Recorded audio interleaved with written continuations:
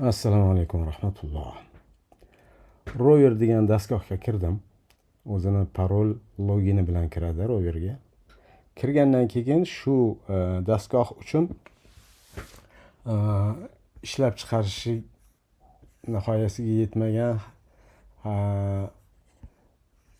ro'yxat chiqib turadi. Mana shuni hammasini ishlab chiqarish kerak.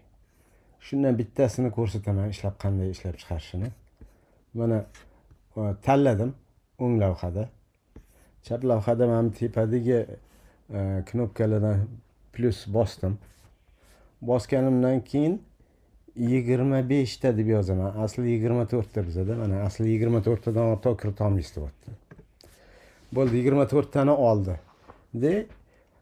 Normani ko'rsatyapti. Bu 24 taga ketadigan normani oldi. Bu 24 taga ketadigan xarajatni oldi.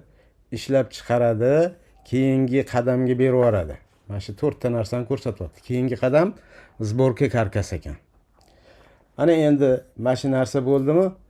24 ta deb yozdi ishchi. Shu 24 o'zi knopka tepasiga bosadi. Bossa bu texnik nazorat xodimi kelib tekshirish kerak.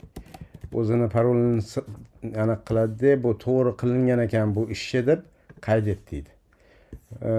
Bu yerda ishlayotgan odam masalan shunga 5 soat vaqt sarfladim deb yozadi. Bu hamma joyda обязательно emas.